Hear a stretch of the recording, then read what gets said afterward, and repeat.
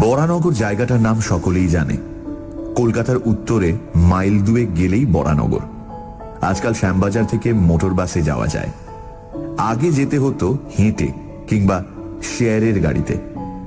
শেয়ারের গাড়ি ছাড়ত কোম্পানির বাগানের মোড় থেকে, এক একজনের 4 আনা ভাড়া। কলকাতায় যাতায়াত করতে গেলে এছাড়া আর উপায় ছিল না। বরানগরের বড় রাস্তার দুধারে তখন কলকারখানা, মুঠে মজুর, দোকান বাজার, পাট আর ভুসি মালের আড়ত, এই সবের ভিড় ছিল বেশি। এদের ধারে ধারে শ্রমিকদের বস্তিগুলো দেখা যেত। দিনের বেলায় পথে শোরগোল, হইচই, গরুর গাড়ির দল, জনমজুরের হল্লা, মালগাড়ির আমদানি রপ্তানি, এমনকি মারামারি পর্যন্ত লেগে থাকত। কিন্তু সন্ধে হলেই তাদের আর চিহ্ন পর্যন্ত নেই। পথ হয়ে যেত নির্জন মরুভূমি। রাতের বেলা সে পথে হেঁটে যাওয়াও নিরাপদ ছিল না। মাঝে মাঝে একাধ পথ ছিল না, মাঝে মাঝে একাধটা কুকুর কেবল ডাকতে ডাকতে চলে যেত। অনেক অসতর্ক পথিক নাকি অনেক দিন রাতে এই পথে গুন্ডাদের দ্বারা লাঞ্ছিত হয়েছে। ভদ্রলোক কয়েকজন যে পাড়ায় থাকতেন, সে পাড়াটা গঙ্গার কাছাকাছি।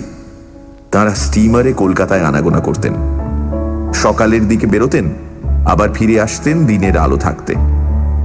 তারও বেশি একটা কারণ ছিল। যে পথটা দিয়ে তারা পাড়ার ভেতরে ঢুকতেন, সেই পথের দক্ষিণ দিকে একটা প্রকাণ্ড পুরনো বাড়ি অনেক দিন থেকে পড়েছিল, এবং সেই বাড়ির ধার দিয়ে সন্ধ্যের পর হেঁটে যাওয়া তারা উচিত মনে করতেন না। বাড়িটা এখানকার পূর্বকালের জমিদার বংশের। এখন সে জমিদারও নেই, তাদের আগেকার ঐশ্বর্যও নেই। কেউ মরে গেছে, কেউ ছেড়ে চলে গেছে, কিন্তু এই অট্টালিকা এখনো তার ভগ্ন শরীর নিয়ে অতীতকালের স্থবির প্রহরীর মতো দাঁড়িয়ে রয়েছে। বাড়িটা জনহীন, নানা আগাছায় পরিপূর্ণ বাদুড় আর চামচিকের বাসা, শেয়াল আর সাপের অবাধ লীলাভূমি। শুধু তাই নয়, লোকের বিশ্বাস এ বাড়িতে নাকি কোনো কোনো গভীর রাতে মানুষের কান্না শোনা যায়। আগেকার সেই জমিদারের 2টি মেয়ে নাকি গলায় দড়ি দিয়ে আত্মহত্যা করেছিল। অর্থাৎ এ বাড়ির অন্দরমহলে ভূত আছে। ভূতের কথা শুনলে আর রক্ষে নেই। ভগবানের চেয়ে ভূতকে ও পাড়ার লোক বেশি মানে আর ভয় করে।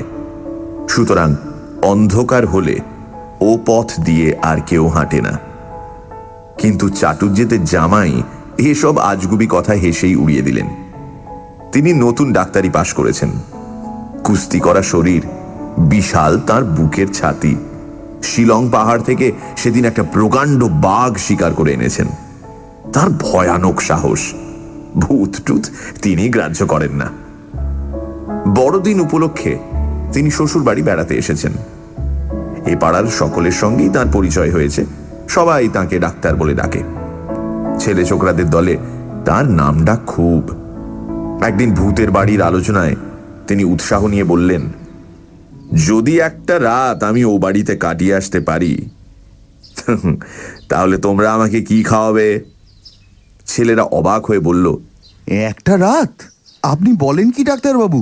2 ঘন্টার বেশি যদি আপনি থাকতে পারেন তবে কি বলেছি। ডাক্তার প্রথমটা হেসেই অস্থির, তারপর বললেন, তা কত বাজি ধরবে বলো? ছেলেরা বলল, বাজি আপনি যা চাইবেন ফিরে এলে পাবেন। আচ্ছা, সেই ভালো। কথাটা ছড়িয়ে পড়তে দেরি হলো না। পাড়ার বিজ্ঞ লোকেরা এসে বাধা দিয়ে বললেন, অল্প বয়সে আমরাও জল চিবিয়ে খেয়েছি, কিন্তু ভূতকে মেনেছি চিরকাল। তুমি ও বাড়িতে যেও না বাবা, একটা ভালো মন্দ ঘটলে তখন। ডাক্তার হেসে বললেন, আমাদের জাতের অবনতির একটা কারণ কি জানেন? আমাদের এই ভূতের ভয়। আমাদের কথা তবে শুনবে না? হ্যাঁ, আজ্ঞেন না। শ্বশুর বাড়ির সকলে কান্নাকাটি করে অস্থির। এমন সর্বনেশে ডাকাত জামাই তাদের না হলেই ভালো ছিল। ডাক্তার বললেন, আমাকে যদি আপনারা বাধা দেন তাহলে ভবিষ্যতে আপনাদের সঙ্গে আমার আর কোনো সম্পর্ক থাকবে না, ব্যাস। শাশুড়ি বললেন, বাঁচলে তো সম্পর্ক, সম্পর্ক যাক বাবা, তুমি প্রাণে বেঁচে থাকো। ডাক্তার কিন্তু কোনো কথা শুনলেন না। তার বন্দুক আছে, কুকুর আছে, দেহে অপরিসীম শক্তি আছে, তার ভয় কি? সকলের বাধা নিষেধ অগ্রাহ্য করে তিনি প্রস্তুত হতে লাগলেন। সেদিন ছিল অমাবস্যা। ডাক্তার কোট প্যান্ট পরে বন্দুক হাতে নিয়ে টর্চটা পরীক্ষা করে হেসে বললেন, রেডি। রাত তখন 10টা। পাড়ার ছেলেরা দল বেঁধে লাঠি সোঁটা হাতে নিয়ে শোরগোল করে একবার সেই প্রকাণ্ড বাড়িটার ভেতরে তন্ন তন্ন করে দেখে এলো। শীতের দিন, সুতরাং বিছানা এবং আনুষঙ্গিক জিনিসপত্রও দিয়ে আসা হলো। এই শোন, ঘরটা পরিষ্কার কর, আর ওই জলের পুজোটা ওই ওদিকে যা, ওদিকে যা। এই আলোটা এদিকে রাখ। বড় একটা ঘড়ি রইল টেবিলের ওপর, একটা জলের কুঁজো আর কাচের গেলাস, সঙ্গে একটা লাঠি, এবং বলা বাহুল্য কার্বাইডের একটা উজ্জ্বল আলো। টমি, চির বিশ্বস্ত টমি ছিল সঙ্গে সঙ্গে। কুকুরটা প্রকাণ্ড, বাঘ শিকার করতে সাহায্য করে। 10টার পর একসঙ্গে সবাই বিদায় নিল। তারা তখন এই বাড়ির ভয়ানক অন্ধকার গহ্বর থেকে পালাতে পারলে বাঁচে। কেউ আর কোনো দিকে তাকাতে সাহস করল না, পাছে কোনো বিভীষিকা তাদের চোখে পড়ে যায়। ডাক্তার যে একা এই জনহীন অন্ধকার প্রাসাদের মধ্যে নির্বাসিত হয়ে রইলেন, এবং তার ভাগ্যে যে কিছু একটা ঘটবেই, এই কথা ভাবতে ভাবতে সবাই যে যার বাড়িতে গিয়ে পৌঁছল। ঘরের দরজা জানলা ডাক্তার একে একে সব বন্ধ করে দিলেন। কোথাও আর এতটুকু ফাঁক নেই। বাইরে বাতাস জোরে বইলেও আর কোথাও শব্দ হবে না। চারদিক নিঃশব্দ, নিস্তব্ধ। এই বিশাল অট্টালিকার বাইরে যে রাস্তাঘাট আছে, লোকালয় ও মানুষ আছে, কর্ম কোলাহলময় জগৎ আছে, কোনো কিচ্ছু বোঝবার উপায় নেই। এখানে শত শত মানুষের মৃত্যু ঘটলে কেউ কোনোদিন জানতেও পারবে না। অমাবস্যার অন্ধকার যেন এই প্রেতপুরীকে আরো ভয়ঙ্কর করে তুলেছে।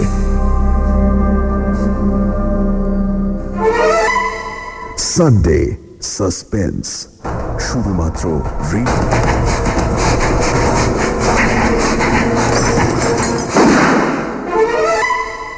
সানডে সাসপেন্স, শুধুমাত্র রেডিও মির্চি 98.3 FM এ। It's hot.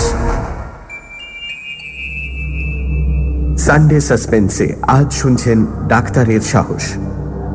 বরানগরে এসেছেন নবীন ডাক্তার। বরানগর সেই সময় প্রায় অজপাড়াঙ্গা।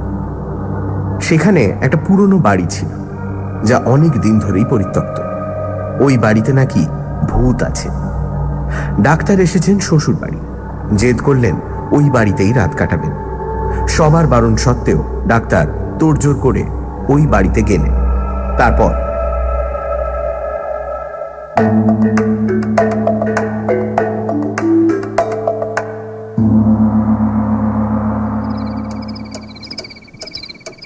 ঘড়িটায় টিক টিক টিক শব্দ হচ্ছে। দেখতে দেখতে 11টা বাজল।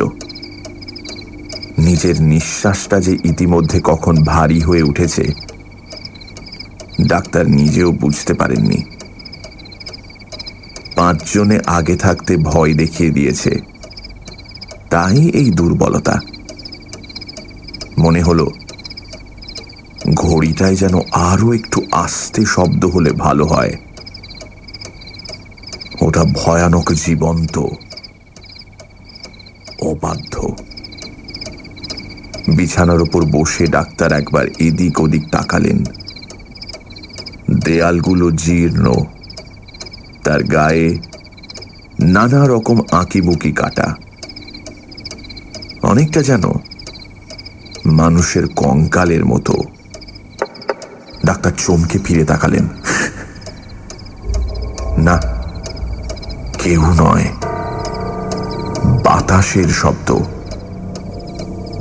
না, বাতাসের নয়, বোধহয় কোনো পোকামাকড়ের আওয়াজ। কিন্তু কোন দিকে? জানালায় নাকি দরজায়? কে ধাক্কা দিল দরজায়? টমি মুখ তুলে তাকালো। একবার সে একটু গোঁ গোঁ করে উঠল, যেন বাঘের সন্ধান পেয়েছে। কিন্তু তারপর না, কেউ তো নয়, বাতাস। পুরনো দরজা, বাতাসে একটু নড়ে বই কি। টমি তার প্রভুর কোলের কাছে আবার মুখ নিচু করে পড়ে রইল। ডাক্তার হাত বুলিয়ে দেখলেন তার বন্দুকটা ঠিক আছে কিনা। নিজের হাতটা যেন সহজে আর নড়তে চাইছে না। কেমন যেন মনে হতে লাগলো নিজের উপর কর্তৃত্ব তিনি ক্রমশই হারিয়ে ফেলছেন। তবু অনেক চেষ্টায় তিনি গায়ে চাদর দিয়ে শুয়ে পড়লেন। চোখ বন্ধ করবার চেষ্টা করলেও পলক কিন্তু পড়ছে না। চোখের তারা যেন স্থির হয়ে গেছে, পাথরের মতন প্রাণহীন। ঘড়িটা কিন্তু ওই টিক টিক টিক করে চলেছে, যেন জীবন্ত মানুষের মাথা, যেন ওর চোখ, কান, নাক সবই আছে। ডাক্তারের দিকে চেয়ে চেয়ে হাসছে, প্রেতের মতো হাসি। হঠাৎ ডাক্তারের দৃষ্টি পড়ল দেয়ালের গায়ে। ও কি? দেয়ালের সেই আঁকিবুকি, সেই মানুষের কঙ্কালটা নড়ছে কেন? হ্যাঁ, ডাক্তারের বুকের ভেতরকার রক্ত জমাট বেঁধে এলো। কঙ্কালের গায়ে মাংস লাগছে একটু একটু করে। হাত, পা, বুক, মাথা, মুখ, উজ্জ্বল আলোয় সেই কঙ্কাল বিরাট দানবের চেহারা নিয়ে দেয়ালে উঠে দাঁড়ালো। এবার হাত বাড়িয়ে তার দিকে এগিয়ে আসছে। হাত বাড়িয়ে ডাক্তার বন্দুকটা ধরবার চেষ্টা করলেন, কিন্তু হাত উঠল না। কই, বন্দুকটা তো তার কাছে নেই। কে নিল? হ্যাঁ, ডাক্তারের গলাটা কে যেন টিপে ধরেছে। স্বর নেই, চিৎকার নেই, নিঃশ্বাস নেই।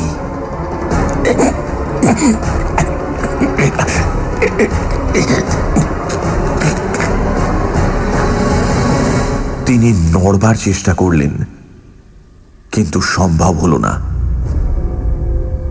খাটের সঙ্গে কে যেন তাকে বেঁধে দিয়েছে। ডাক্তার জ্ঞান হারাননি, খুব সাহসী লোক তিনি। চেয়ে দেখলেন, আশ্চর্য, জলের কুঁজোটা ঘরের মেঝের উপর পায়চারি করে বেড়াচ্ছে। কাচের গিলাসটা দুটো ডানা মেলে প্রজাপতির মতো উড়ছে। হ্যাঁ, এইবার ডাক্তার একটু ভয় পেয়েছেন, আর ভয়ে তার রোমকূপগুলো আর্তনাদ করে উঠল।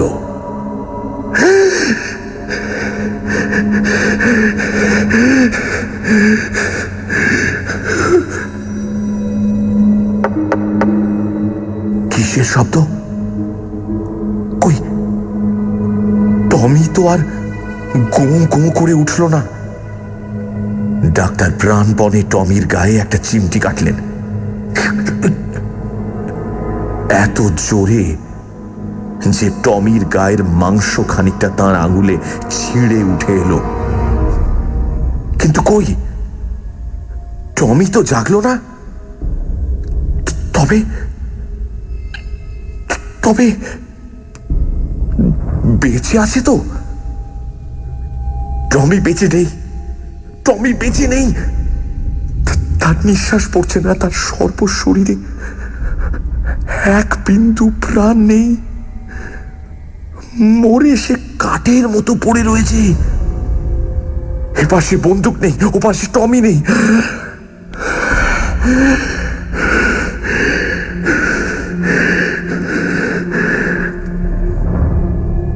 ঘড়িটায় আর টিকটিক শব্দ হচ্ছে না, সেটা থেমে গেছে।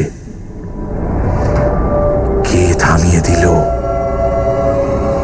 টেবিলটা এইবার নড়ে উঠল, পায়া চারটে ছড়িয়ে নাচতে লাগলো। টমি, টমি, টমি বেঁচে নেই। বাঁ হাতের কাছে তার মৃতদেহ অসাড়, অচেতন। জলের কুঁজোটা ঘুরছে, কাঁচের গেলাসটা উড়ছে, টেবিলটা নাচছে, আর সেই দানবটা হাসছে তার দিকে চেয়ে।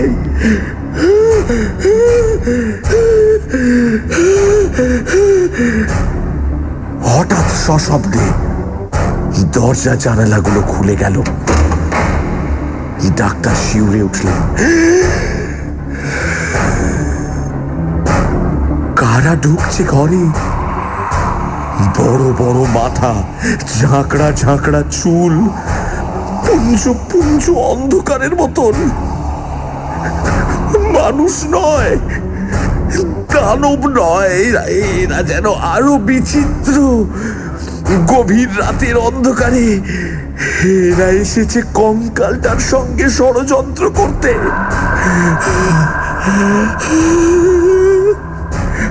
আলো কই, আলো? কার্বাইডের আলোটা যেন পাগলের মতো ঘরের চারদিকে ছুটছে। কে যেন তাকে তাড়া করেছে, কিন্তু কিন্তু পালাতে পারছেন না। যন্ত্রণায় ছটপট করছেন। যারা ঘরে ঢুকেছে তারা নিঃশ্বাস ফেলছে, দ্রুত নিঃশ্বাস, ঝড়ের মতো তার শব্দ।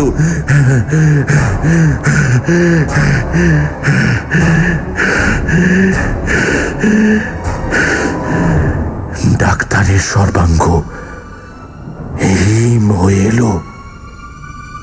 তিনি কেঁদে উঠবার চেষ্টা করলেও কাঁদতে পারলেন না। গলা তার বন্ধ, হাত পা বাঁধা, চোখ দুটো অচেতন। দেখতে দেখতে সেই দানবের হাতখানা তার মাথার দিকে এগিয়ে এলো। আস্তে আস্তে মাথাটা ছুঁয়ে সুড়সুড়ি দিতে লাগলো। মাথার সব চুলগুলো দাঁড়িয়ে উঠেছে।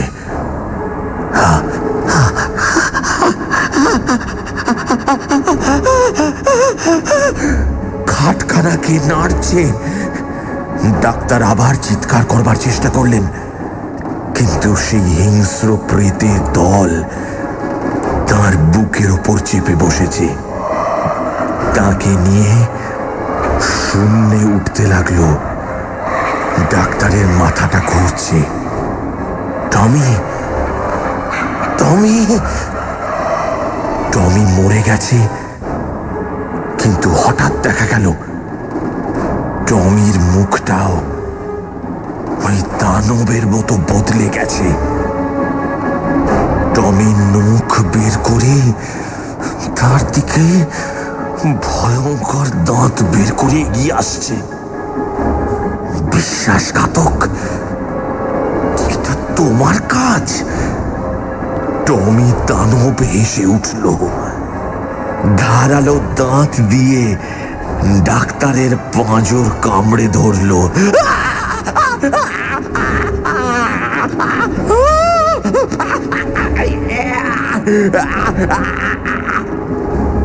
খাটখানা শূন্যে উঠেছে, মহাশূন্যের ঘন অন্ধকার দেশে। আরো আরো উঁচুতে দানবের দেশে তাকে নিয়ে যাবে। ভূত প্রেতের রহস্য রাজ্যে, ঊর্ধ্ব দেশে খাটখানা উড়ে যাচ্ছে দূরে দূরে। ওই যা তাদের হাত থেকে খাট খসে গেল। ডাক্তার দুরন্ত বেগে নিচের দিকে পড়ে যাচ্ছেন। হয়তো কোনো মহাসমুদ্রের জলে তিনি আছাড় খেয়ে পড়ে তলিয়ে যাবেন। গেল।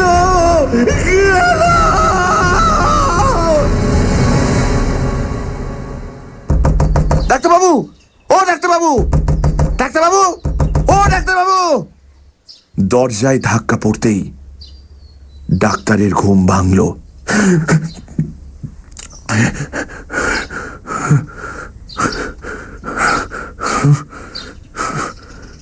বুকটা ধড়ফড় করছে। চোখ মেলে দেখলেন সকালের আলো জানালা দরজার ফাঁক দিয়ে ঘরের ভেতরে এসে পড়েছে। সারা শরীর তার তখনও কাঁপছে।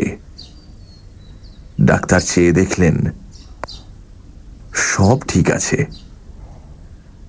সেই আলো, সেই ঘড়ি, সেই টেবিল, কুঁজো, গেলাস, তার বন্দুক আর টমি গলার আওয়াজ দিয়ে বললেন, যাইয়ে দাঁড়াও।